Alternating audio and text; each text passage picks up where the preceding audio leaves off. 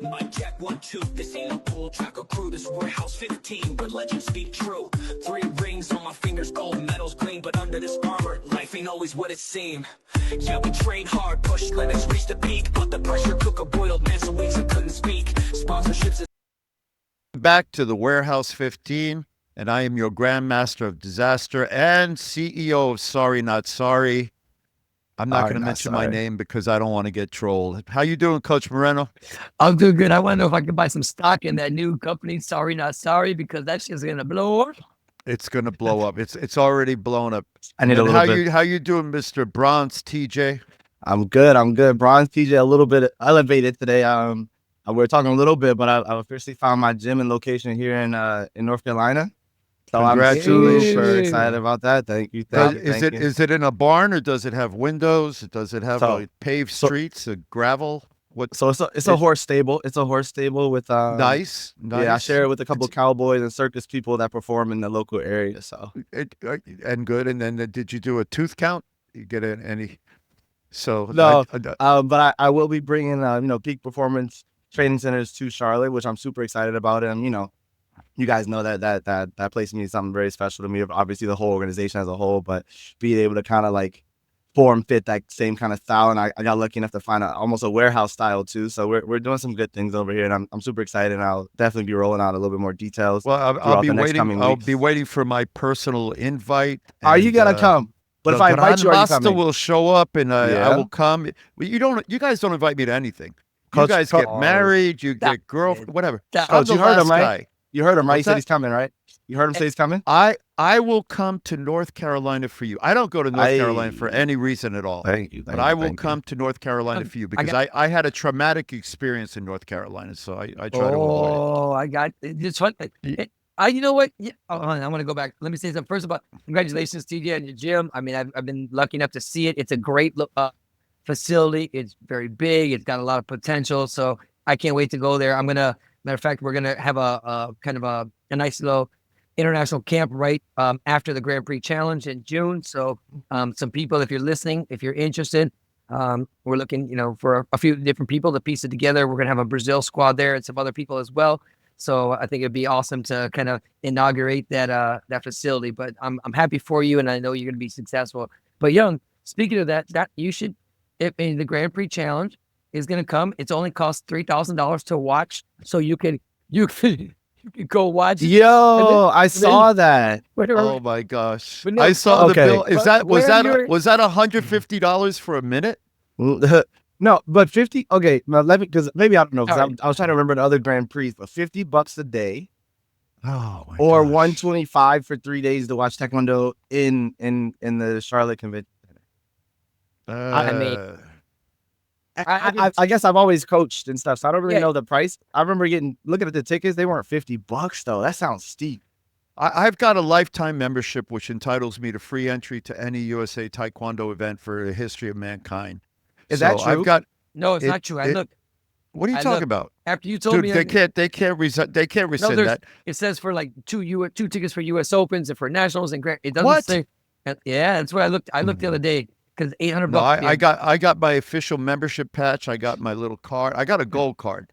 Okay. And it says, now they want to change the rules. They could change the rules. I mean, I'm not sure I want to go in there because I may first have of all, to they slap should honestly. somebody. I mean, truth be, I'm not trying to be facetious here. For Olympic medalists, if the Olympic medalists want to show up and go to the Grand Prix Challenge, the USA Taekwondo should 1,000% be like, absolutely, we'd love to have you here. I mean, I'm just being honest. Me making any further donations to USA Taekwondo or the World Taekwondo Federation would be tough. I don't mind spending money on stuff that kind of matters. I think the problem is, to be honest, I don't want to pay for Jay and Steve's plane tickets anymore. I'm kind of done with that. I think the problem is it's not going to be a big event in the sense of like you're not going to have 800 competitors, so you're not going to make a lot of money, right? So, but it does kind of suck for the spectators. I mean, if I have my kid there and I want to bring my wife and my one of the siblings, you're spending a lot of money and that's just that's a lot of money. It's $125 for the weekend. If you want to watch all 3 days, obviously the divisions are on different days. like for some of my parents, and I was like pushing for them to go watch and everything. I'm looking at some of them got 2 and 3, 4 people in their family. So we're looking at like over $600 for a weekend to watch Taekwondo. And normally they have 3 sessions. So I mean, Yeah, it said for the day. That would be good. crazy. It did say for the day, so at least we're not going that deep into it. But $50 is still crazy. That's a little bit of money. I mean, to see something. I mean, what's the right way to say it? To see something I want to see, I wouldn't mind paying it. You know, I'll pay that for a Jeff Beck concert. May he rest in peace. But the idea that I would pay it for this, I would thing, pay I'm it, but like I would have to be very unhappy about it because obviously I've been to a lot of Grand Prix and got to sit in a lot of Grand Prix from coaching or being in the stands and stadium. Like I like watching it at that level or like that competitive level. This is the problem with this one is it's a challenge. So it's not like you're getting the highest ranked people in the room, like and with the ranking reset, you're not. And you'll get a couple big names that'll mix in and stuff like that. But $50 a day, man, let me ask you, nutty. Speaking about the Grand Prix, challenge, do you think that Americans are gonna, like, if they're not involved, they're gonna fly there to watch it? I'm gonna say slim to none. We got the internet now. I try to get people to watch matches and stuff online. I don't see them buying a plane ticket, flying in, staying there for the weekend. I mean, maybe a few, but it ain't gonna be like a flood to Charlotte kind of event. Yeah, it's gonna be local people. It's gonna be whoever's in the Charlotte, North Carolina, maybe South Carolina area of Georgia. I don't know. Yeah. But that's what I'm saying. That's why I think you would make it a little cheaper. Reach out to some of the school owners and be like, hey, you bring them from your school, get some like group discount or something. But $50 a day is crazy. What are we watching? Why are you bringing up old stuff, man? That's like 10 years ago, bro. Yeah, I'm not coming to watch this.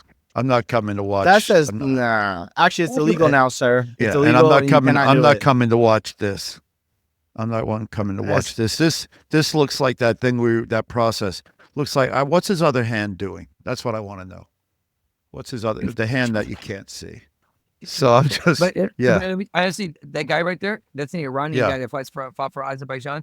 That's a bad dude. That dude no. I never have a bad thing to say about Iranian fighters. Those guys are amazing. But $150 for a good $125 for 3 days. $125 for a good meal. Watch foot farting. I don't know, but I think you guys are. I think you guys are wrong. I think what's going to come out. But I can hang out. I'm coming to see you guys outside the arena. We'll go outside the arena. I want to get some live there. We could do that. We'll do that. Sick. And then I'll tell you what I want to do. I want to get some fried alligator, chitlins, grits, and some Elvis Presley fried peanut butter banana sandwiches. Is that a North Carolina thing? Isn't it? I don't know. You know more than I know. Anything south of the Mason-Dixon line. If I go to Miami, I want some cafe con leche. I go to North Carolina. I want somebody serving me with teeth, and I want a little bit more, of fried food. Hey, but anyway, I heard they have fried espresso down there. Is that true? Only on Wednesdays. All right, I need to stop because I don't want the North Carolina people hating me. They're gonna be waiting for you when you get off the plane. It's a beautiful state. They'll be waiting for you to get off the plane for a different reason, my friend. So, I'm hoping, but not hoping. So, but don't worry, we always got your back, so you don't have to worry. Yeah. But the pricing on tickets, they should want full stands. So they should do, and even Korea does this, and you guys know this. When they can't find spectators for an event, they go into the local school system and they invite them in for whatever reason. But maybe they do I think guys will go to this. It's international competition in the States, and I think you'll get all these Johnny come hopefuls, which is going to bring us into our next conversation, that think they can be Olympians. You have a better chance of getting struck by lightning, run over by a car, and opening a Taekwondo school in North Carolina than you do of an Olympic berth at this point, right? So, the amount of people trying to get to the Olympics and the amount of spots available in the United States in the qualification process, you either have to be independently wealthy or travel savvy, like our friend Grandmaster Lee was in figuring out the travel hacks to get to all these events that you got to get points in. So I think the process is interesting. You know, it's funny you say about, I mean, I know we're getting off topic real fast, but you know, the Olympics obviously is hard. I mean, to get there, but you know, kind of, well, you're gonna crucify him. You know, so obviously Dr. Cho in WT, he really was trying to be close to Bach, right? You know, and now he's out, and now there's a new president. We talked about her a couple episodes ago, and it's interesting because now on the Olympic docket in 2028, gymnastics. Think about what gymnastics have. They've got women overall, women, men, teams, individual things. Now they have mixed. They have men and women are going to be a team. They got another chance to win Olympic medals. Soccer went from, I think the women are going to have 12 teams now, and the men are going to have 8 teams. So they increased the women's team. Like there's all swimming got another the distance. I forgot what I want to say it's 50 something. But my point is they've expanded, and yet we still haven't got one more weight category per gender. You know, the mixed. They were talking about this tag team fighting, right, TJ? This thing, and it's exciting. And guess what? Now I hate it. I'm not a fan. We did tag team stuff. I liked when we did it that one time. I forget what year it was, where each person had to fight the whole match. So the flyweights fought the flyweights, the featherweights fought the featherweights, and it was the overall team score. Now that format for a team thing, I think you take that and it's better.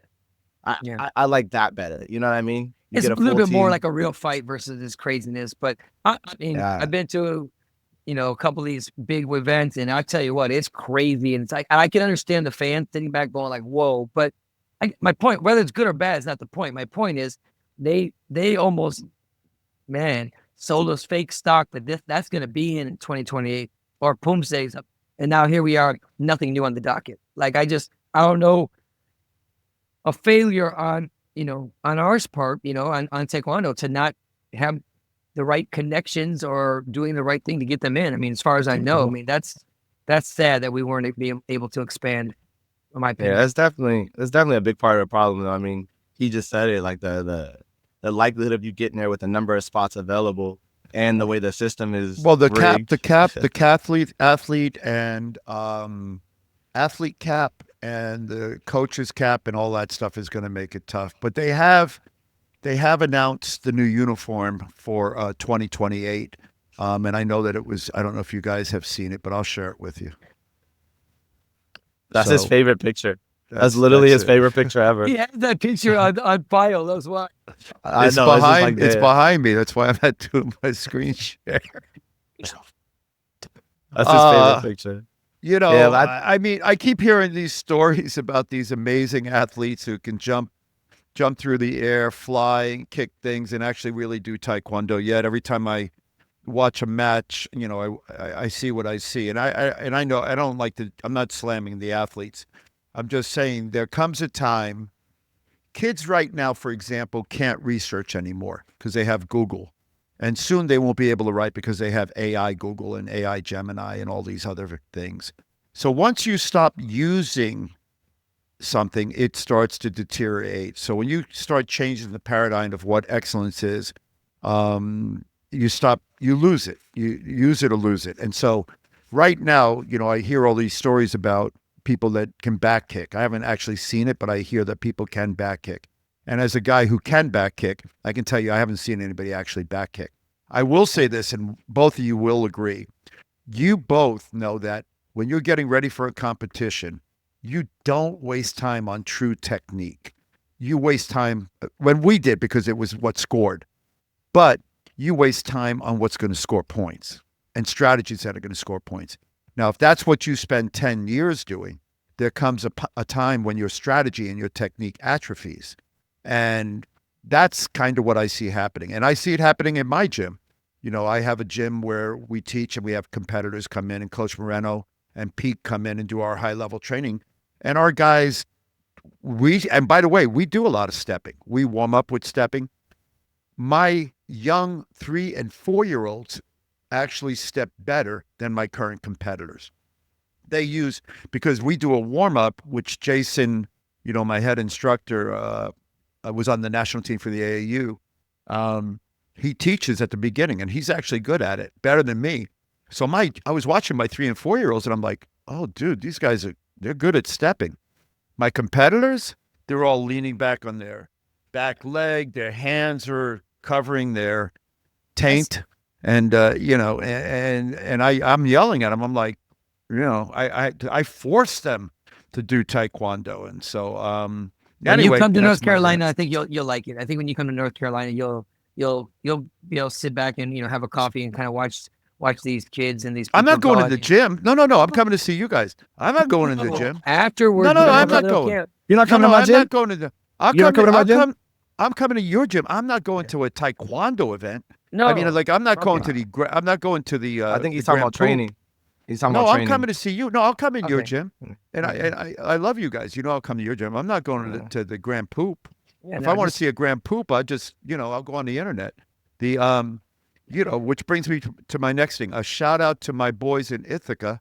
Since my son is going to be going to Ithaca, I'm going to now openly ask for any Taekwondo guy out there that wants to run a Taekwondo gym in Ithaca to let me know, because I'm going to put some sort of facility out that way so I can visit my son when he's at college. So I thought about it a little bit. So if you are from that area of the world where cold knows no bounds, let me know, because I'll come visit you and I'll talk to you about doing something out there. And that's going to be my contribution back to Taekwondo, but more importantly, my contribution back to myself, so I have an excuse to go visit Ithaca, Syracuse, that whole area there, and Binghamton. So I want to put a good school up there to compete with my good friends up in that way. So Hey, but let's get to our next. What? Go ahead, Coach. I was gonna say, I mean, what I know we want to get into is like talking about some centralized training stuff. Like, did you guys happen to watch the UFC and like notice it was in Miami? So first of all, I love watching all the MMA stuff, but there's one here in UFC. I think it's 314. It was in Miami. One of my former students fights in the UFC. She married a UFC fighter that fought against George St. Pierre. His name is Dan Hardy. And she was in town to do UFC Latino. Because there's a lot of Hispanics on the card. And so she was doing all the What's her interviews. name? What's her name? Her maiden name was Veronica Macedo, but now her name is Veronica Hardy. And she lives in England with him, and he's from England. But super nice guy. I mean, she's a great girl. She, like I said, she fights. But anyway, I went to see her at the hotel. We know that all the UFC guys were hanging around. But earlier in the week, I got a call from, you guys both know her, Sanaz Shabari. Sanaz called me and said she's working with a guy or has a friend that's in the UFC and he's fighting on the card. And he ended up fighting. Where I'm going with this, he came over from Bellator. It was Fabricio Pitbull, and he fought Yair Rodriguez, who's a Mexican that lives in Chicago, but has a Taekwondo black belt, apparently. And he's supposedly one of the best kickers in the UFC. And they contacted me because they wanted to see if we had a guy that can kind of mimic him and stuff. And it didn't work out. I mean, it was short notice. But if you watch the fight, this dude was doing Taekwondo. This dude did double kicks. He did a back kick. He did a roundhouse kick. He did fast kicks. Like he had a huge height advantage, but he didn't kick like a UFC guy. Like, you know what I'm saying? Like he didn't have the Muay Thai style. I mean, it was fast. I mean, I didn't think it had a lot of power because it didn't do a whole lot of damage to the guy, but from a distance standpoint, it's pretty interesting. And I was just thinking how important kicking is nowadays in UFC. You'll hear all the commentators. I wish they kicked the leg. I mean, it's just funny how the last year and a half to 2 years, how kicking, not, he needs to shoot more, kicking to set up a level change, to set up the punches, to set up, grappling. Yeah, kicking's huge. I think finding the right people to teach you to kick for the MMA style of that. I hate when I see them kick and spin around in a circle like long. It drives me nuts. I'm like, no one's ever said don't do that to you, and they're doing it at the highest levels, and I don't get it. And I always thought maybe it's some kind of like super secret MMA technique or something. That's her. Hey, Yep. she got a nasty knockout. Remember that one you showed me? Her round kick that girl in the round face? kick. Dude, that was nasty. She slept her. Yeah, it was nasty. It was when she was young too. And the worst part about that yeah. was when she slept her, she just we all hit some people where she just walked back. I'm like, dude, she's a killer, man. Tough girl. Yeah. But you're for right, sure. TJ. I mean, I think it's even worse when they kick and they try to and they don't go all the way around, but like that, like, that's weird. But Like how? But that's timing, distance, not know how to throw the technique and stuff like that. But if you can kick, what's his name? Wonder Boy? He can kick. He's a kicker. You don't think so? psychic. I think the best as far as UFC. He could do a sidekick. As far as he's got some front like uppercuts that are Conor pretty strong. McGregor can kick. Conor McGregor did some. They have some. Look out there for videos of him You're crazy. training in taekwondo. Conor McGregor can't gyms. fight at all anyway. Got a left-handed. Oh, I'm not saying anything bad about him. He's still a bad guy. I still offered a a bad long guy. time ago. trash. You know, as you guys know, I they said asked me to. trash. They asked me. I'm not going to say it. They asked me to fight because he's crazy. I was asked to fight in the first UFC. I commentated the second, and then after I watched the second and a few others, I was going to put together a team of guys, which they actually have done years later, to train those guys because I figured a guy like me or you guys could help them learn how to kick properly and become some of the best kickers in the world, and then get the best boxing guy, a guy like Mike Swain with judo, to train these guys. And then, of course, they already had the best jiu-jitsu guys. So they don't need that now because they've incorporated all that. But I got to be honest, the Taekwondo guys still are, you know, it would be difficult to say that Taekwondo guys aren't the best kickers in the world, right? I mean, it's just would be impossible to say.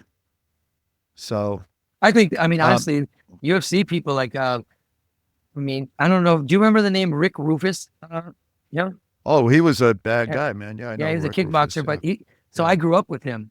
Him and Arlene actually used to travel around together when they were kids, and he was a point karate fighter, but he comes from a Taekwondo background. His dad, Pat Rufus, and my first instructor named Jerry Cook, they were like good friends. And so, Rick, Pat, the dad, Rick, and then now Duke Rufus has a big gym in Milwaukee, and that's where Pettis came from. You know Pettis, the guy that jumped off the cage and kicked the guy in the face. And they have a Taekwondo background. He's a huge Muay Thai guy too, but his original background was Taekwondo. So talking about integrating TJ, he knew how to do it. You know, my guy, Russell from Iowa. Russ is a Taekwondo guy, kickboxer guy, and he's had a stable of people that nobody knows, and they kind of slowly made their way up into the UFC. And he just knew how to kind of teach kicking a little bit with the punching. And as the guys got better, they move on to bigger, better gyms, So I think it takes the right guy, the right understanding of the fight game, both punching, kicking, and grappling. Because if you just got... Do you think you have to know how to kick now? Or do you have to know how to... I think you have to know how to defend getting kicked. And I think if you know how to kick, you know how to defend getting kicked. And I think that's the problem with the UFC. I think some of those guys that are getting whacked or hit with big shots, probably the middle to lower level guys, but they're getting hit because they don't know how to defend it. No, well, that's true, because I think about any of us. Young, you had a great spinning hook kick. But just to stand there and spin hook kick someone in the face, not on a counter, not on a setup, that should never happen. No.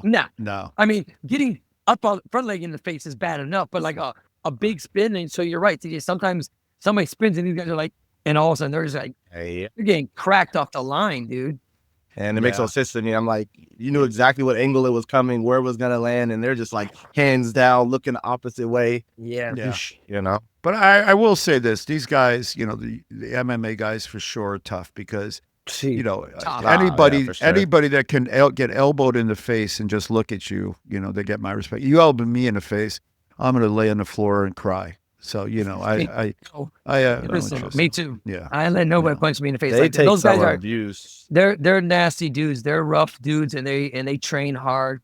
One thing I don't. But that's why you got to say this is what you got to take from that though, and this is what I loved about. I don't like all the tattoos and the bravado and all that nonsense. I like though they took just anything and turned it into something. So they realize they have their hands like this. They can drop an elbow, that dirty boxing stuff. They said, okay, what's effective? Forget all this nonsense about, I lived on a mountaintop. I'm a fat picture in a Korean cave. And I did Taekyung. They took all that nonsense, threw it away and said, okay, if I drop my elbow on this guy's head when I'm posting up, that's going to really hurt. Or when he goes to punch me, I put my elbow up, which we knew. It's going to hurt. And so they utilitized, they made it real and pragmatic. Listen, jiu-jitsu with the Gracies and then UFC even more to a different level, because when the jiu-jitsu came from the Gracies, they actually proved that they had the best martial art by just winning all the matches.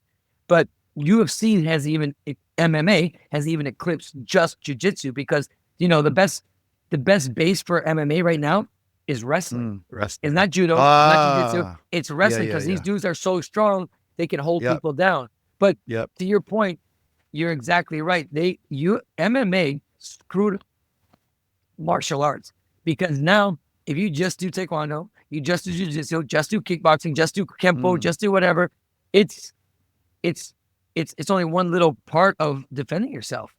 Yeah, but when I see these like a taekwondo school or martial arts school or whatever you want to call it, MMA school that starts teaching MMA from the beginning, I'm always so baffled. Like, because it's supposed to incorporate everything, and it's like, oh, we're gonna teach you MMA. Like, that's such a broad term to use, but then you see the result of that. They know a little bit of this, a little bit of that. I know, I get it. They're getting these young kids that are 18 and 19 in the UFC. One guy just fought in the card too. I forgot his name. He's a white dude in little curly hair. He looks, if you saw him at Starbucks, you'd be like, yo, go get me a latte, fool. Like, he looks like that kid. But this kid's like 155 pounds. He kicks, he punches, he submits. I mean, and that's how he learned. He didn't even learn taekwondo. He just learned MMA. And that's kind of to your point, Young, and that's the evolution. They took nothing and made it into something. And now it literally is the most popular thing, worldwide. But they just make the facility why get is the coaches Tony that Graff, can teach a lot of different. Why right? is Tony Graff calling me? Hold on a second. You know what I mean, Coach? Are you lonely? Do you want to be on the podcast? I'll send you a link. Yeah. Do you want to be on? Would you like to come on as a guest? We got call-ins now. We have call-in now. Do you want to be on or no? I'm not. I'm letting everybody. Right now. All right, call me later. Love you. Bye. That's funny. That was Anthony Graff, who has had the good pleasure of training with or being trained by everybody on this podcast. So he's a great young man, a picture of masculinity with a lifting body that was featured on Men's Health and Fitness. And he walks around Miami without a shirt, shirtless or with a tank top. I remember this guy. When I first came to Miami, he was obviously. I think he's 5 foot 8.5, 9. No, he's a little shorter than me.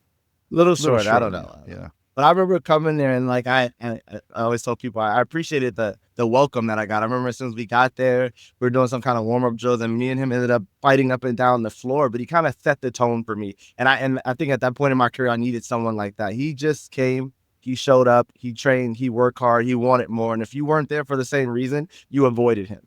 You just stayed away. If you weren't a serious guy, if you weren't there to train for real, you needed not to be on that side of the room. Because if you were on that side of the room, you were meant to work and you could get the worst of him and the best of him all at the same time. So that was my guy. He was, talk about just pure savage and pure just wanting to train and want to hit people and want to work. Like it was phenomenal being able to train next to him in the gym. So shout out to him. It's funny because I know he came. Oh, there you go. That's all. That's when he was skinny. That's still. That's when he was skinny.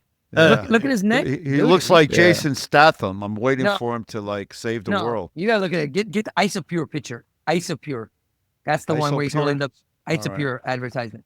No, but you know what, Young? He was at the Olympic Training Center and he left, and he had never made the team. He comes to Miami, and he makes the national team. But he would. At the bottom right where there, images at. Bottom, the bottom of the image. Right there. See the one? This one? Yeah, you might have the full body. There should be a full body one like that. But even that, he's skinny there. Look at this nonsense. Holy Jesus. I bet he's 25 pounds heavier. I can't see that. Anyway, Tony's a great guy. His daughter trains with us now, so I see him, four times a week and stuff like that. But yeah, so that's those are the vibes though. Those are the gym vibes that I miss. Those like raw and cut. It kind of goes right into what we were about to talk about. That he called. We're talking about centralized training. We're talking about somebody put something at the a post on social media about the Olympic Training Center. I didn't see it. So there was this post put up. So a couple of things, and I don't want to throw shade or whatever they call it on people, but I will say this. Okay. I will say. Shade warning, guys. Shade warning. This might be I scary. gotta- Everybody, hold Actually, your I horse. should Sorry, change not my sorry. name. I should Sorry, change not sorry. Shade Master. Shade Master. That's me. Shade Master Flex. Shade Master Perez. So here's the thing.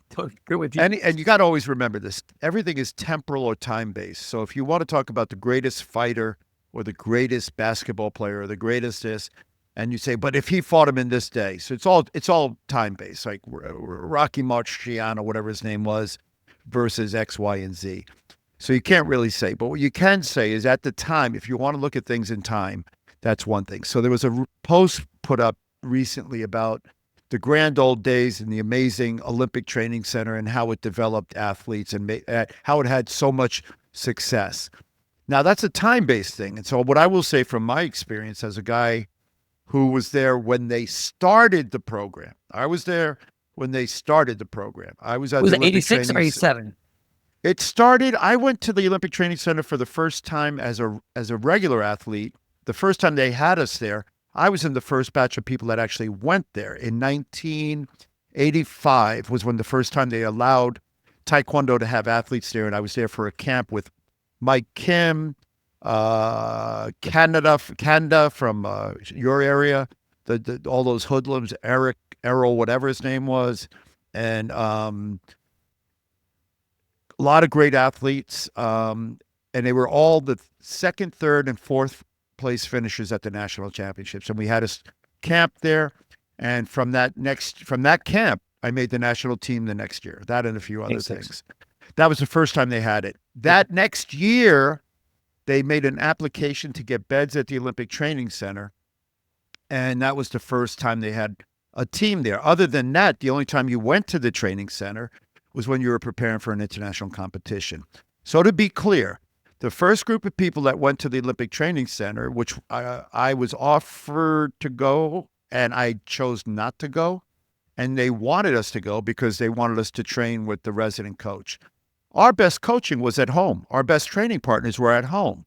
And every sport that had athletes at the Olympic Training Center in residence program, including judo, those were the wannabe has-beens. Those were the guys that could never make a national team, because I love all those guys, the judo guys especially. And I'd be like, oh, where are you guys going this year? And they're like, we're not going anywhere. They were the team. They never won nationals. They never did anything. And so we used the Olympic Training Center team when it was there as target practice, because they would show up at practice, and these would be the guys that didn't make teams, had never made a team, and weren't good enough to make teams, to be honest. And so when they show up at a practice, we were kind of like aspirant. We were like, what are these guys doing there? Which we should have been. We were there to train with the best in the country, to beat the best in the world. So we could use them as target holders. We could put chest protectors on them and beat them up, but they weren't really ending. Now, that may have changed over the years, but that's a focus of the Olympic Training Center program. And each one of you have been in different incarnations of that program. And I watched the program. I was on the U.S. team for 8 years, right? 86 through 92, 6 years.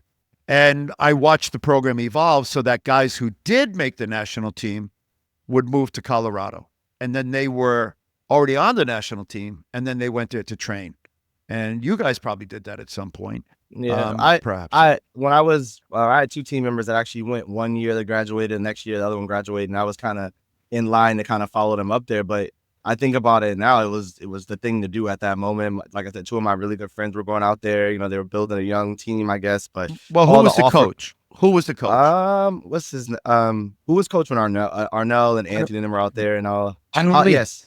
Yeah, but Han Wan Lee was part of the crooked mafia. I don't know anything. Han Wan Lee had the Korean mafia cheating with the referees. Han Wan Lee was the worst incarnation of the Olympic team coach that we ever met. That guy, he was my teammate, and I went to Korea with the guy. But once he got there, he became corrupted, and quite frankly, that program had a lot of problems. There were lawsuits and all sorts of stuff. They left athletes on mountains, and they abused guys. It was ridiculous. I was gonna say, and I think that's really what it comes down to when you say, like, I don't think that's necessarily the case now, but like for someone outside the program, I ended up becoming a world-class athlete a part of the World Class Athletes program. I had friends that were part of the program, and they had all the benefits, and they were, they had the full salaries, they had the, travel internationals, all this stuff like that. And at 18 years old, in my brain, like you just said, I had the best coaching I could possibly get. So me being where I was, it's hard to go, I'm going to join this program and leave everything I've been doing that's gotten me to this level just because they have control or just because it looks good or sounds good. And I think we're back at the same thing again. I mean, you got kids outside the system right now that are top performers in the country. I had some athletes that were in the WCAP program at the time that were top performers in the country. And there's no sight of being funded or supported because they're not within the system or within the academy. So, because like that's why when I go back to the whole club team thing, that's the issue. You have talent, you have coaching, you have people, but for whatever reason, we can't figure it out that you can't just plunge everyone into one place and teach them all the same thing and hope it works. So let me add this. First of all, I think it's all in the explanation, the branding of the marketing of what the facility is supposed to be. You're right, Young. Back in the day, it went through a couple different transitions. Some people were there that didn't deserve to be there, and everybody asked, "How come not me?" Then people were resentful because why did they get to train and eat and travel all the time when I'm way better than them? I'm on the national team. And then I got to a point where it was the national team. Other than you and Kevin Padilla, 6 of the men were from the team. And so we have all these, ups and downs. And so now, TJ, I'll say you're probably right. This program was brought here in the United States to centralized training. I think in concept, it makes sense. But I think athletes have to be willing and able to go there, not required to go there, especially if they have a world-class coach, they have great opportunities. They should be able to kind of come and go because they're performing. Now, if they're not performing and they're no good, then probably nobody would want them anyway. Or you say, listen, if you don't really want to get better and come over here and do what we're doing, but it shouldn't be mandatory because look, right now, if I'm not mistaken, correct me if I'm wrong, TJ, our centralized training program in the United States of America has 2 male athletes. Is that correct? Out of 8. On the team, I think you might be close. I think it's heavyweight, welterweight. Yeah, that's it. That's it. 2. On the women's side, there's a few more. One didn't have to fight. One, Faith made it. Who else made it? I mean, maybe Hannah. But anyway, my point is, listen, if you got the biggest, best program, you should have all the people on the team. Hypothetically, maybe an outlier here or there. The fact is, there's a lot of good coaches with good programs that people feel comfortable in. And if they make the team and they can go out there for some camping and get some extra stuff in, maybe a thing or two to add to whatever you're doing, I think that's the way it should be here in America. I know there's other countries where it's systematically you go and you get better. But in America, there's good coaching, there's good programs, there's good competition. Sometimes there's good funding. That's the one thing I would say, TJ, and I think, Young, you'd probably agree with as well. If you're on the national team, you should be getting some kind of funding. If you're performing on the national team, you should be definitely getting funding. So we looked at this model. I was on the board of directors and the executive committee for the U.S. Olympic Committee for 12 years, and I was on the board, 20 years, some ridiculous amount. First as an athlete, then as an administrator, and all that stuff. And then I worked with the Olympic Council of Asia, helping them with developing countries, developing programs of success. So here's what, not me, this is what the U.S. Olympic Committee determined. You could give all the money in the world to somebody to win a medal, and they're not going to do any better. What's better is what they call bubble money. You find people on the bubble of success. They're in shooting range, and then you finance whatever they tell you after review is necessary for them to succeed. So we're doing the exact opposite right now. We're funding only the top guys. We're funding the successful ones. No, in their and that's not helping. Yeah, so like you need to identify guys who are on the bubble and have a potential of success, look at their training situation, see what would be helpful for them to help them train better. That could be knowledge, that could be coaching, that could be financing trips, that could be additional trainings, that could be massages, that could be paying for their school, that could be paying for their living. Whatever it is that they need to succeed, and then you test it. So, and this isn't just I'm not talking about taekwondo. We did this for 45 Olympic sports, or 40, whatever the number is. And we did it for winter and summer. We looked at high performance plans. We determined, I reviewed a bunch and approved a bunch and disapproved some things. Some sports came to us for cameras. They needed money to purchase high velocity cameras. It's the wrong word, but the idea that you could slow down, it takes very high frames, so you could slow it down so they could watch their competitors do whatever. And others wanted money to go scout. Others wanted money for individual athletes to be able to live. So you determine what a program or an athlete needs. Now, you fund success where you find it. You don't fund success. You don't say, we're building something, come to it, because people have lives. Now, I will say this. Without oversight, I have seen that funding model fail. And in particular, I can think of one place where it failed horribly, because it wasn't overseen, and it was overseen by a nepotistic, hedonistic, abusive coach, and abused everyone except 3 related people that were competing, and everybody else were victims and fodder for those particular athletes. So that's an example of funding that went awry, where you were funding success where it was, and you weren't overseeing it. So it's got to be funding with oversight. And then it's got to be, and one of the things we lost when we lost the Korean overlords, we lost that sense of responsibility to anyone. And you can love or hate what USA Taekwondo used to be, but it's worse now. Now you have non-Korean overlords who are self-centered, like plane tickets, and fund a particular place where they all live. And they fund, and it's like, either you become part of our gang and you wear the right color in the right place, or we don't give you anything. And that's not right either. I think you reposted it too.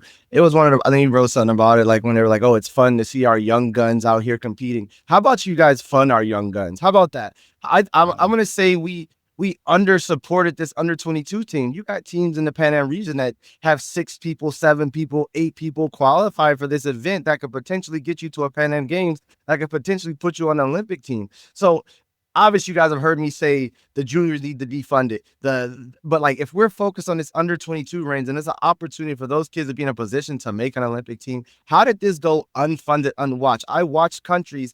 Everyone got the information late. I got it. It was late. It was scrambled. It was this. But I watched countries pull together national teams, pull together people, pull together resources, pull together funding, whatever you want to call it, and send full teams and coaches to these events and took it seriously. Meanwhile, we have people. No, finish. I'm sorry. No, meanwhile, we got, kids from the U.S. doing it on their own. And I'm talking about top athletes doing it on their own to make sure they get these opportunities. And that just seems a little silly to me. And like I said, I talk about the juniors. If you're not going to fund the juniors, but you're going to talk about the under 22, but there's no support going into this. What are we doing? We're talking about getting full Olympic team in 2028. How are you going to do that when you're missing out on developmental opportunity spots? How are you going to do that when you got the Grand Prix challenge thing and we go so simple-minded and go, okay, if you're on the national team, you go this, you put no thought into, let me find some of these people that on the bubble, in that cusp, that could squeeze into a Grand Prix and really need it, that may not have the funding to get the points required to get into the Grand Prix by themselves. Like, we're just talking bullshit. We're talking full teams, and it's all bullshit. It's impossible. So, I mean, that's, again, open up a can of worms. I mean, even from that standpoint, like TJ, like, We've talked this through a million times. We know the average age. Why? For such a sophisticated, supposedly group, how do they miss this one? How do they miss this one? Again, looking at what's the best interest of athletes. You got this young girl, Montana Miller. She's clearly the best 57 girl. And, well, one of the best, because I know there's faith there. But is not having the chance at a Grand Prix challenge, they're missing out. And, like, going back to this national team or this centralized training, if you're not in that bubble, and that bubble seems to get smaller and smaller, everybody else is out for themselves. That's when all this, falls apart. And for me, if the U.S. does good, it doesn't matter where they come from, right? It doesn't matter if they come from Alaska, California, or North Carolina. Shouldn't you just be throwing money at those kids? Assuming that they do well. It's just, again, a lack a lack of insight, and I'm gonna call it what it is. Lack of true understanding of what's happening, lack of true understanding, or either you, what's that word? Like either you don't care, you're ignorant, or you're what's the term? Asleep at the wheel. I Yeah, mean, at the wheel. we've talked about this a lot. It's either incompetence, ignorance, or or ignorance, naivete. And by the way, none of those are acceptable in a performance sport. So, and I can only keep going back to results. So I you don't can think our national team coaches took their jobs to make the country better. They took their jobs for the amount of paycheck they were getting Paycheck. with the athletes in front of paycheck them. and travel. I'm gonna make no, these feel Yeah. good. That's what they're being paid They to took do. it for And they're gonna- paychecks and travel. and they want to run away and say, oh, we Yeah. did this, and this with these 3 people. But that's like, man, That's TJ, you said irrelevant. this. You said this. I don't know how many episodes ago. The United States always gets a medal. They always get here. They always get. We're always going to get that, right? No one's done anything special. We haven't got 4 or 3. That's special, and that's what we need to do. But we're not. We are definitely not taking the steps to that. Definitely, no. we're not And we funding talk our. about. Again, I think I talked about it before too, but that whole, and again, I don't forget stuff like this because when people take charge and the people that are going to lead this country say things, I want to understand what they're saying. I never go in with like I don't want to hear it. I try to understand. And one of the interviews was, we want to change the culture of just wanting to be on the national team. I think that's the culture now. It is way worse than ever. We have people going and making our national team with 1 match, 2 matches, like no real competition, and they're happy about it. And we all know it's going to be tough for them at the World Championships. We all know it's going to be tough for them at the Pan Am Championships, but it's celebrated. It is celebrated. The coaches celebrate it. The schools celebrate it. Everybody celebrates it, but like, that's what it's about. Then there's no reinvestment in those same athletes. Like, they're going to go out there and learn something and get ready. Dude, it's a wormhole. It's a joke. It doesn't make any sense. We're not, like you just said, we always have those outliers. And it's funny, going back to your original comment, it seems like those outliers, those people doing great things, are never within the system. Yeah. I played that game for a long time. I wasn't the lover. I wasn't supposed to win. It wasn't a clear path, but I had an opportunity and I was able to try to go do it. But I wasn't the fan favorite or in the system like that deep, And I think, how do you not make room for those? How do you not support those in this day and age? Even more so, like, I think, talk about the centralized training and stuff like that. I think, I think we should make stars of our athletes. We should, build them up. But again, I think it has to be across the board. And some people obviously have done more than others, and they deserve that limelight and stuff like that. But, then again, where's that balance? Because for all we know, there's like 2 people, that the USA Taekwondo cares about, and they get promoted about seminars or training camps or things like that, Just so we could all be clear, the last time we had systematic success was 1987. Gold medal Dae-Sung Lee, gold medal Doug Lewis, gold medal Christopher Spence, Stephen Kapner, Herb Perez, Jimmy Kim. 6 out of 8 gold medals. Yeah, we talked about that as an incredible team, and that was the first time the Pan Am Games hosted Taekwondo. So that was. I was 1 year old. Amazing. I was 1 year old. So you should have started training with me back then, and that would have helped you. That would have helped but me it's just- stay up. I just think people are I remember when I was a national team coach, and there was, I had obviously my own personal business, right? And there was some controversy. Can they have both? Can you do both? It's a good topic for discussion, but I was never Can you do both? employed. Sorry, I missed it. Have my personal business and be the national team coach, but and that's another topic. But I was never employed where, here's your job, come over here and work at this facility. That's all you have to do, right? That was different. I had to have my own business because what they paid me was not enough money, right? So, and we're not even close. But now you have a job, so where is that fine line where all of a sudden I have this own job, but I am going to do my own personal seminars and camps? That's great, but is it the obligation for the organization to market me for my personal benefit? I don't know. Isn't that like not supposed to happen? Like, I don't know. I think it's wrong. When I was in WCAF and Army, I could never use anything like that to promote myself. I couldn't be like, look at me, I'm a U.S. Army Olympic coach, or I'm a U.S. Army coach to, what's that?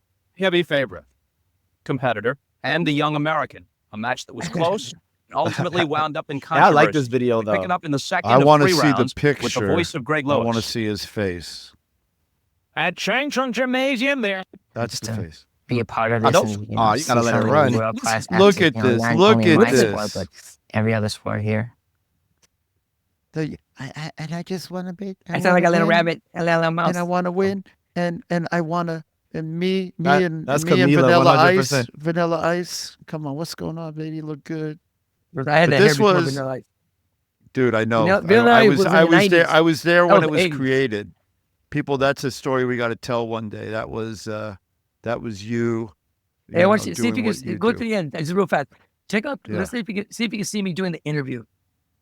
Keep Let going. me Keep going. see. Keep- Right there. Right there. Right there. Seriously. All right. First, Easy. I'm gonna play it. Why do you think the decision was made that way? Do you think this is the fact that it's a Korean sport in Korea before Korean fans and you were fighting a Korean? I think that's the number one priority. You know, it's hard to say. I think that's the main thing that, you know, they're in front of all the Koreans. It's a Korean sport. There's a lot of Korean pulling. There's a lot of politics. So I think that was a major reason they did that. You went out, you took the silver medal. Are you proud of the silver medal? In your heart, how do you feel about it? I'm not proud. In the press conference, I took it. First thing I did was take it off. You know, I guess any other American probably would be proud to have the silver medal in the Olympics, but knowing what I went through, that I feel I should have won the gold medal, I'm not proud of it. I'll probably never wear it again. I wanted the gold. I didn't come all this way to be second best, and I don't feel I was. So I'm not very proud of it, no. Of course, Moreno's coach, Sang Lee, is a native Korean. Between 1960 and 1970, he won 13 It's gold funny medals because- here in Korea in national competition. It's funny because you hear the whole interview. For a Yeah. 17-year-old kid, it was actually pretty good content. Even though it sounded like a damn chipmunk, but it was interesting how I kind of put things together in perspective. I don't know. I like looking at that one. But anyway, let's not talk about that shit. No, Yeah, I like I it. think I like it those because are- no, it's important to talk about. I mean, you know, the evolution of Taekwondo, and you were instrumental in that, and your mindset is what got you to where you got to. Sure. And then the thing you said, which is true, you know, which I've said, you know, we didn't go there to win silver medals. We didn't go there for the warm-ups. We So didn't what go you there to said, show TJ. up and whatever, you know. So like, I But could be No. a jerk and go and post the post that I watched from the last Olympics of the fashion show and the guy that went and came home without a medal, but his fashion show was awesome, right? So That's what was a happy moment for us and a tough moment at the same time at the Olympic Games in 2012. Like, again, I think I said it on the other one. I was chasing an Olympic silver medalist. So to beat him in the country, it was gold. It had to be silver or better, minimum silver, but it had to be gold. To make my mark, I had to hit gold to accomplish what I wanted, and how, like you said, you talk about the path and the things that had to happen for me to get there. It was gold or nothing in my brain. So it was hard for me for a while. You know, everyone around me celebrated it way earlier than I celebrated. I look back in perspective now, and obviously over my career, I'm happy to have a piece of the Olympic Games. You know what I mean? Have something to go, you know, this is the one you show people. This is the one, this is the capstone right here to show, like, you know, I've done this for long enough. I've played on the highest stages.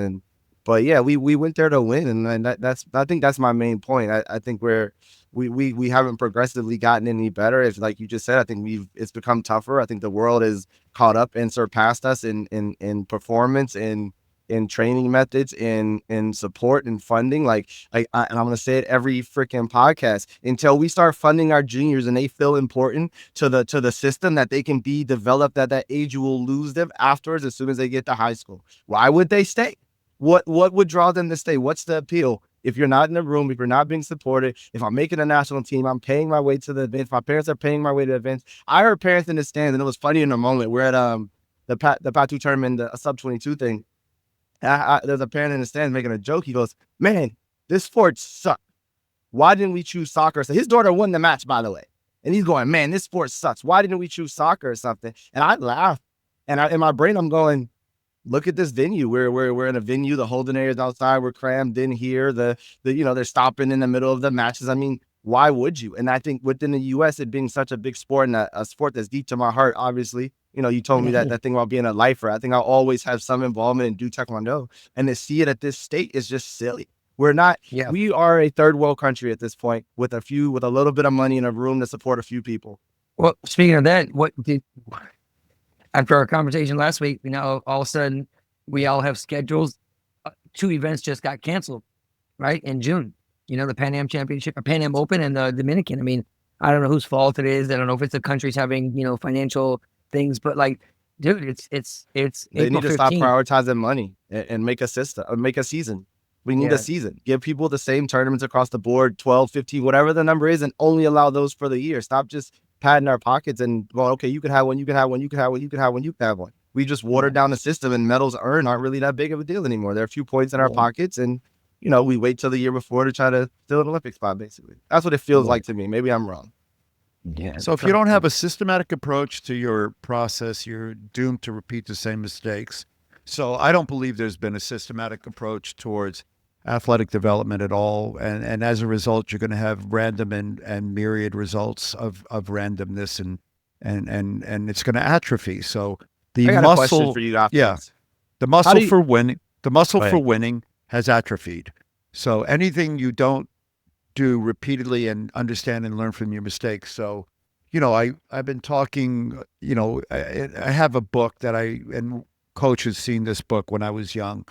I had a book that I wrote down my method, wrote down my plan, wrote down my reflections daily on my progress. And then at the end of an event, if I won or I lost, if I won, I went back and looked at what I did well, what I didn't do well, and then I improved upon that plan. If I didn't win, I went back, looked at that, and decided what I needed to change. And it's as if USA Taekwondo, if they have a plan, if it's written down anywhere, they just randomly change it every year.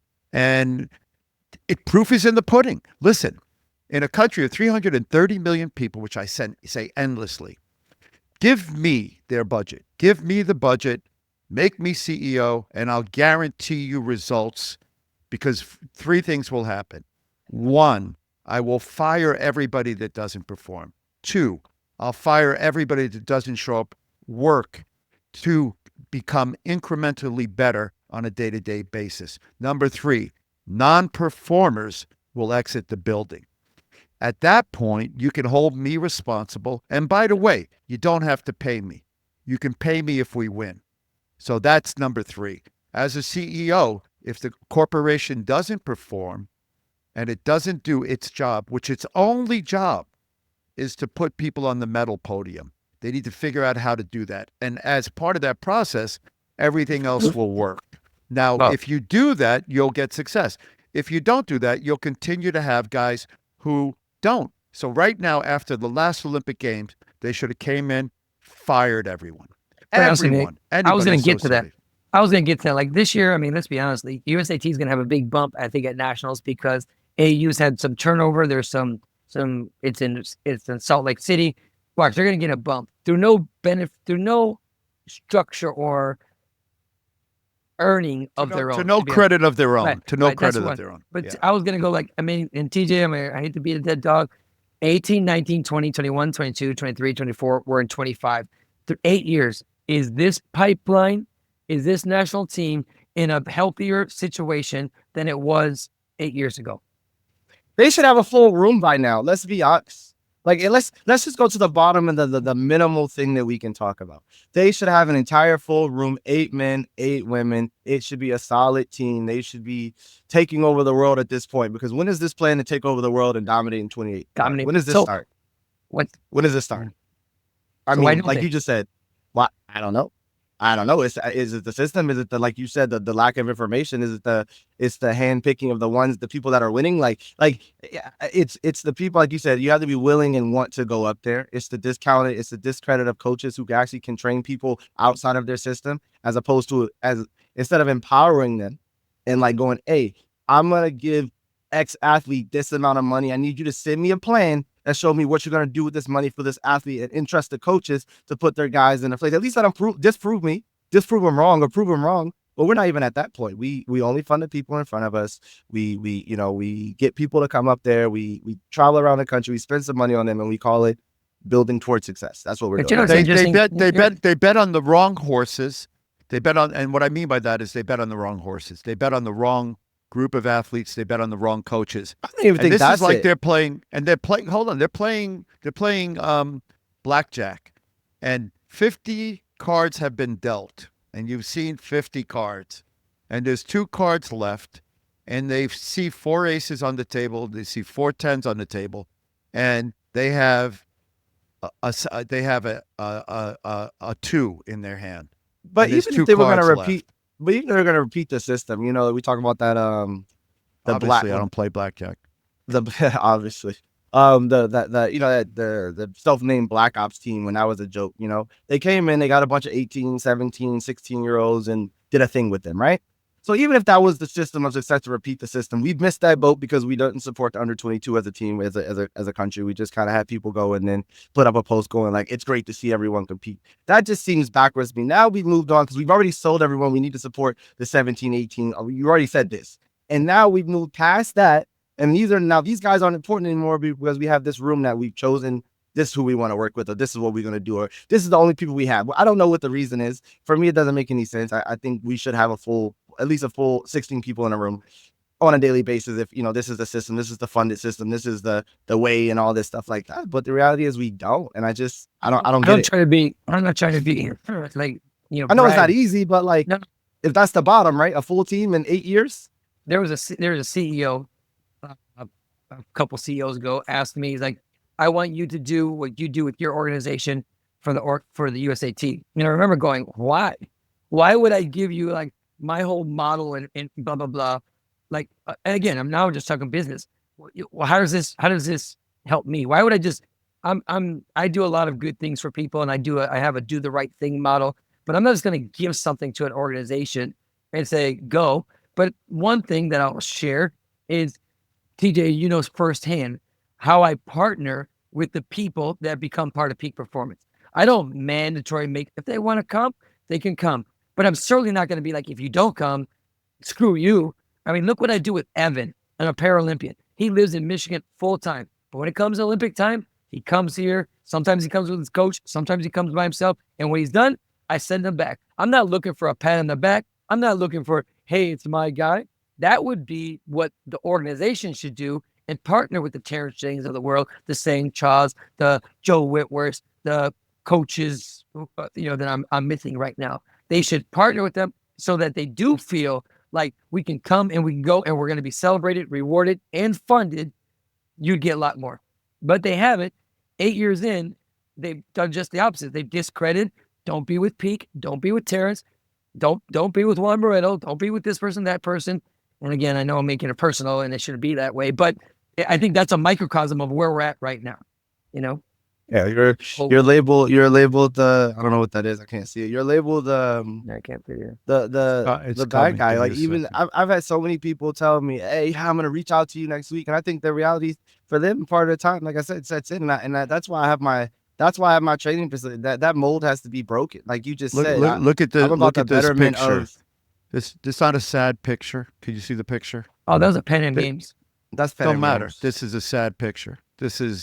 I don't remember ever taking a picture like this. It's embarrassing when you perform the way they perform. So anyway, that's just my personal whatever. Let me stop to share because it is what it is. Go ahead. No, I don't remember what I was thinking. But it just The doesn't picture even disturbed you that much. No, I lost my train of thought, but yeah, it just doesn't make any sense to me. I think at the minimum we should be able to have a full team in a room and those guys rotate or something. But there should be a lot more want to go out there and being able to make their schedule. I remember making the national team and knowing I'd have to go to a national team training camp because it was a part of something I wanted to do. I wanted to go at that point, be in a room with some people and do some things and, you know, whatever. A lot of those guys at the time obviously were my friends and they were kind of coming from the same place I was coming from, so that made it a little bit easier. But at the same time, I just think we've missed a boat. We've changed we've moved the cheese several times at this point. We've told people that this is important. Now this is not important. Now we're funding. It lost credibility with these guys. Yeah, I would think, but I would think. I mean, it's not like I'm just pulling all this information out. I mean, like I said, if I ever say anything on here, just please write on the video, send me a message, whatever you gotta do. Let me know that I've misspoken about something.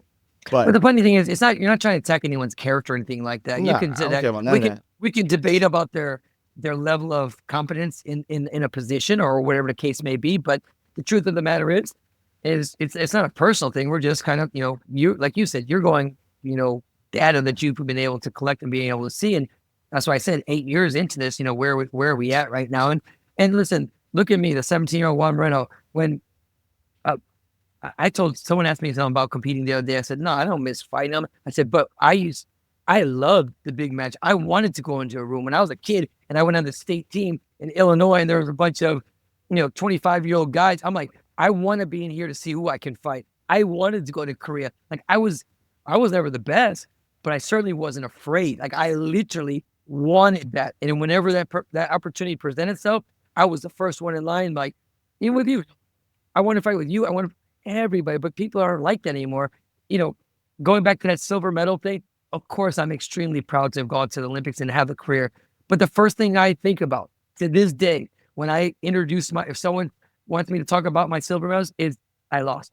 That's the first thing I think about. Even as a 54-year-old dude, how many years removed, didn't win. I would much rather talk about my Pan Am Games or my World Cup or something like along those lines, because I know I finished the job. And that's not taken away from a silver or bronze or even a participant. That's just me. And going back to your point, TJ, you felt like that, but people don't feel like that for real. I say that and I was excelling. People say that nowadays, oh, I came here to win. I came here to win. I lost my first match. I lost 12-0, 12-0. Of course, it's easy to say that, but who really wants that fight? Who really wants that training? I don't believe they do, because put them in a room, give them an opportunity. Nah. Different. I still think we need to go back at some point, and this should be the topic for another day, which we keep kind of circling around the same way. Is what would it take? What if you could design? Because I know Coach Moreno and I have talked about this, and we've actually thought about trying to do it. And I can tell you, it happens in soccer, right? So across the country, they have soccer academies. And they're privatized. Some are attached. Most are the big ones are attached to professional teams, and the rest aren't. And then the kids live there and they train there and they choose them based upon their whatever. And the kids they train for free and they go to school. I bet you can find that information though. I bet you can find that information somewhere to tell you how your kid qualifies for this, how you get to this point, how you get accepted. Oh no. Yeah. Ours are these backdoor conversations and like right now in Florida, there is a GA Cup. That's the Generation Adidas Cup. And the top teams in the world are competing against the top teams from America. And the 32 top teams from the world, so I think it's 16. I'd have to look at it. But they have a mini World Cup, Generation Adidas, and it's held in Florida at the IMG Academy. And it's the top 16-year-olds, U16, and the top U18s, not the top U22s, not the men. Top 16, U16, top U18, because they realize that that's the development. That's where everything comes. And by the way, these guys come in and those are the future stars. It's like the guys you're hearing about. This is where they're coming from. So they have developed a system that works. It's not, If they have a GA Cup, for Adidas, does Nike have one of those? Nope. They should, but Generation Adidas has it. And soccer's rife with a bunch of these cups. They have the Gold Cup, they have this cup, they have that. But they have other tournaments across, like the MLS Next has a huge showcase, and then it has a championship for this age group, all these age groups. But this GA Cup is outside that box. Adidas sponsored it. It's huge. They do it the same way that they do with the coaching applications. You take your time, you fill out an application, you put all your accolades, you put everything you've done, and then you just get ghosted. I'm waiting for my letter that says, sorry, you didn't get accepted. Please apply again next year or something. Give me a response. I know. It's just like, maybe they didn't get it. Maybe that's what I got the email wrong. I was reading all those what do you call requirements, to be on the coaching staff for the World Championship. But TJ, do you know that this is another thing, and Herb, you'll appreciate this too. The Asian President's Cup. I look, because I always look who registered and where they're at, blah, blah, blah. When I go to Asian, I see like 500 people registered. I'm like, damn, that's small, because, U.S. Open has 1,200, Dutch Open has 1,800. But I go there, I click on it. It's only adults. There's no cadet. There's no juniors. There's no poops. I was like, yeah. And so the division, 50, 60 people. I'm like, okay, that's interesting. I say that, I bring that point up because I'm sure they're not trying to make money. They're trying to have a quality event. You only got 3 days or 2 days. The referees they're not like falling asleep from, coach or referee until 8 o'clock, 9 o'clock, 4 days in a row. It's crazy, crazy, crazy, crazy. It's all about money, though. You know what I mean? You know what I mean? I've done a lot of seminars and a lot of traveling, you do a lot of seminars and everything and stuff like that. But like you said, from the point of being, when does when are national coaches have to be a national team events? Like I go back, like I said, I know I said the last time, go back to the U.S. Open. How are we not there for that?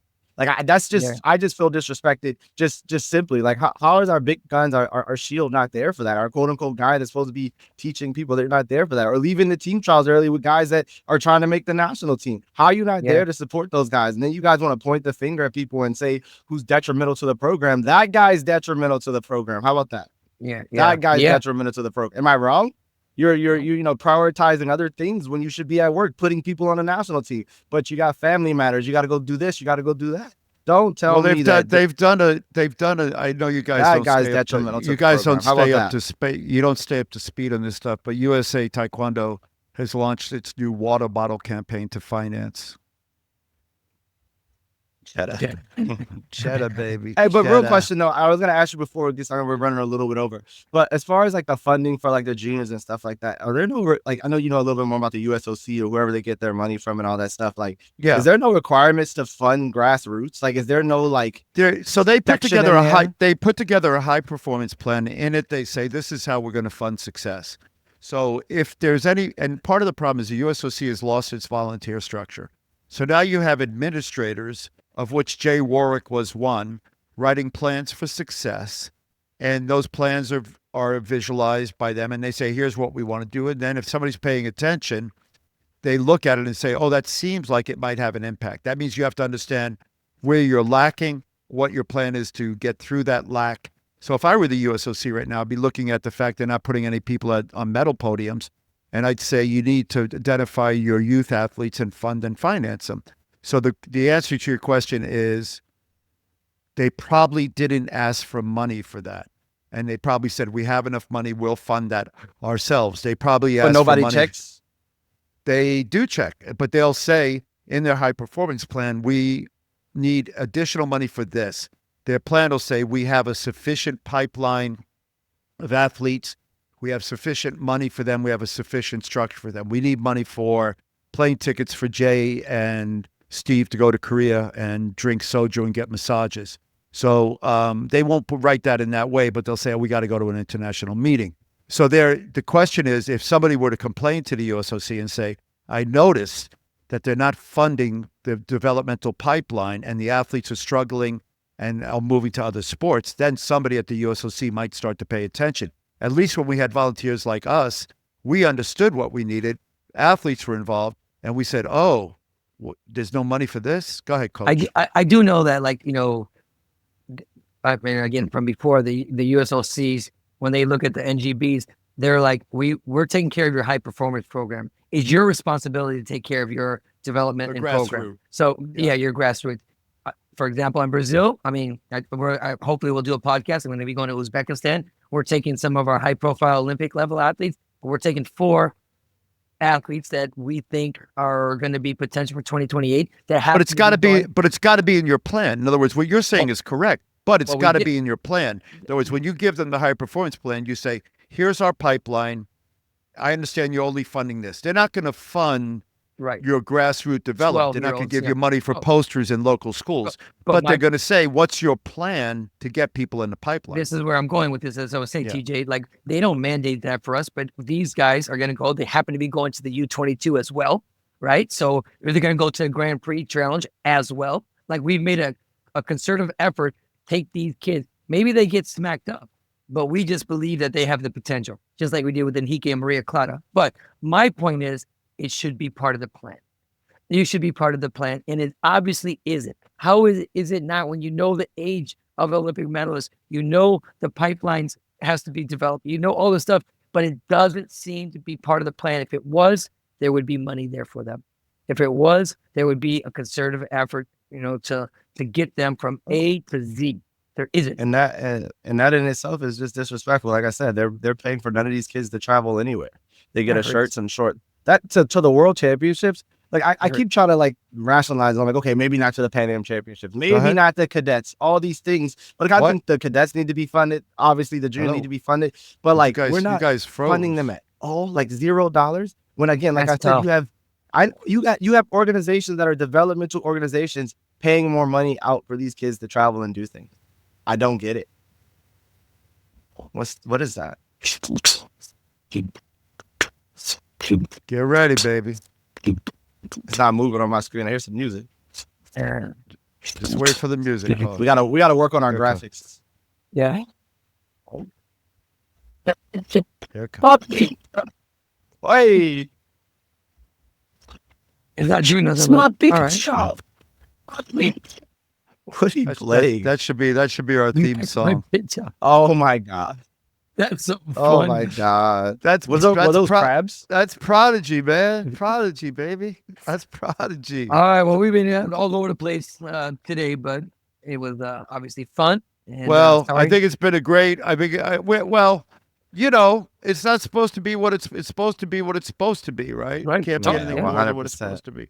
100%. So, but I appreciate you guys. This has been the Warehouse 15, which actually took an hour and 15 today. Oh, And I want to thank Hey, my we gotta get off. my compadres, my companions, Coach Moreno. Thank you, Mr. TJ. Love you Anything guys. before we go? no, Yeah, that's like fun. I said- always fun. Yeah, always fun. Like I said, I'm super excited about having the gym out here. I'm looking to set up a open gym kind of process in my gym as well for the athletes that you know don't have somewhere to train and actually want to work out higher level, lower level, and need some space. And so I'll be putting out more and more information throughout the week, the coming months. And like he said, I'm super excited about that the training camp that'll be there after the Grand Prix Challenge. I think we'll get some good action and some good interactions at the gym that week. So thank you All right, guys and always. Don't forget to You're check coming? last thing. I'm coming, and then don't forget to click the GoFundMe link. TJ, could you slide a little bit to your left? We're going to get him a new picture from behind. All right, we'll see you later. Everybody loves that picture except for you. You're a Hey, hater. I can't. I don't. You're a hater. Wait till you see what I post next week. See you Later. guys.